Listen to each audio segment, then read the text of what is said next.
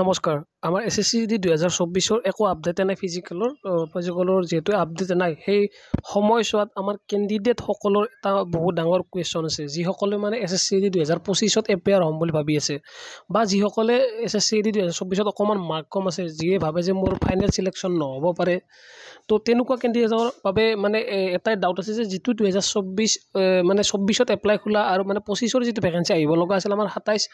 আগষ্টত হেতু ভ্যাকেন্সি এতিয়া আহিব না নাই কাৰণ ফিজিক্যাল যেহেতু আমাৰ খবৰে নাই ফিজিক্যাল আছে মেডিকেল আছে তো এই ভ্যাকেন্সিটোৰ ধৰক আৰু 6 মাহ হ'ব ফাইনেলক লগি যোৱাৰ লগে যেটো 24ৰ ভ্যাকেন্সি আছে আমাৰ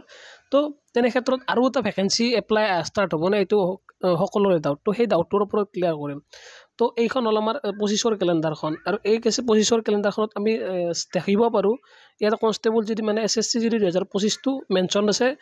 এডভাৰটাইজমেন্ট আহিব 27/8 মানে এইটো মাহৰ 27 তাৰিখে ক্লোজিং হ'ব 5/10 এক্সাম আছে জানুৱাৰী ফেব্ৰুৱাৰীত এই ভ্যাকেন্সিটো কিন্তু প্ৰথমতে যেতিয়া আমাৰ ক্যালেন্ডাৰখন আহিছিল তেতিয়া এনেকুৱা নাছিল এই ডেটটো ঠিকই আছিল এই ডেটটো আছিল আমাৰ 27 ছেপ্টেম্বৰ আৰু এই 27 ছেপ্টেম্বৰটো তেওঁলোকে পিছুৱাই দিছে দি 5 অক্টোবৰলৈকে তেওঁলোকে ক্লোজিং ডেট কৰি দিছে ইয়াতে অলমোস্ট 10 দিন মানৰ যেটো লিমিট আছে ইনক্ৰিজ কৰি দিছে আৰু এটা নোটিস কৰিব লগা কথা সকলে চাইছিল নে নাই নাজানো যেতিয়া এই ক্যালেন্ডাৰখন আপডেট হৈছিল যোৱা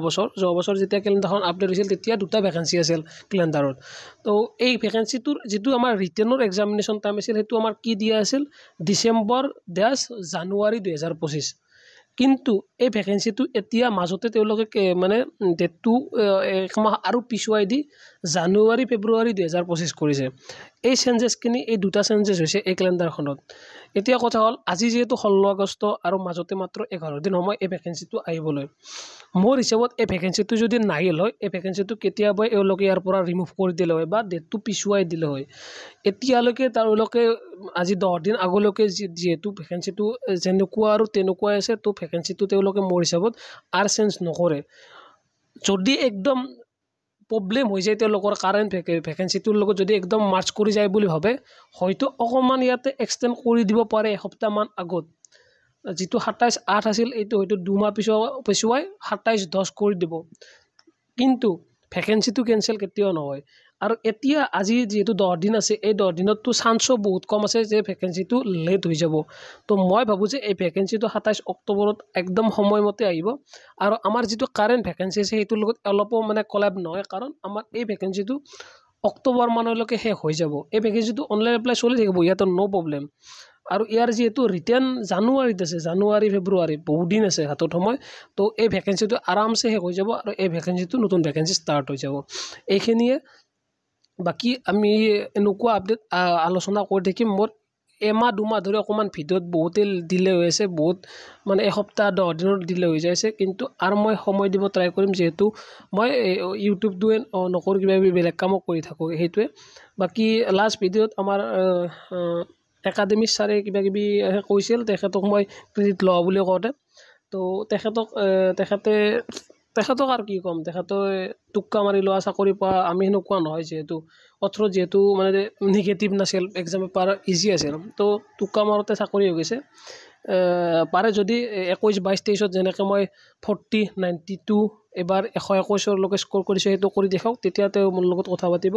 বাকি তেওঁক মই ইমান গুৰুত্ব নিদিও তেখেতক ডক্টৰ নোহোৱাকৈ মেডিকেল প্ৰি মেডিকেল কৰি থাকিব দিও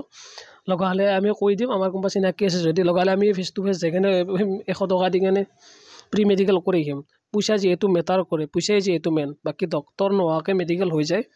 তো তেনেকুৱা কথা হাইয়ে উঠে এইবিলাকৰ ওপৰত আৰু একনে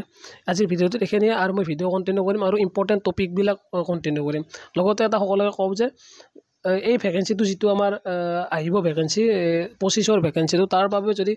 কুৱেশ্যনছৰ ডাউট থাকে মোক ফটো মাৰি দিব সলভ কৰি মই ৰিটাৰ্ণ কৰি দিম কেনেকৈ সলভ কৰিলো মই যিখিনি জানো মই ইয়াতে নকওঁ যে মই সকলো জানো মই ইয়াৰ একদম পণ্ডিত তেনেকুৱা নকওঁ এটা দুটা কুৱেশ্যন হয়তো মই কাৰোবাৰ নাজানিব পাৰে হেতু মই জানিব পাৰো তো যদি মই জানো মই নিশ্চয় দিব চেষ্টা কৰিম আৰু তেনেকুৱা নহয় যে আমি অকল লাইভত হাঁহি ফালতুমি বকিলো জিতি বকিলো আহক প্ৰি মেডিকেল কৰক 100 টকা দক ডেইলি হাইয়ে আৰু 100 টকা দক পইচা দক একাডেমি খুলে না লাইসেন্স নাই তেখেতৰ একাডেমিৰ সাকে এজন লৰাইও মই আপডেট পোৱা নাই যে মাৰ্ক স্কোৰ কৰিলে এবাৰ ৰিটেনো হৈছিল যেহেতু তাত চাই আছিলো মই তো তেনে আৰু এইবিলাক ফালতু বেকাৰ টাইম নষ্ট নকৰো টুক্কা মাৰা মানুহৰ লগত আজিৰ ভিডিঅ'টো দেখিলে ধন্যবাদ জয় আহক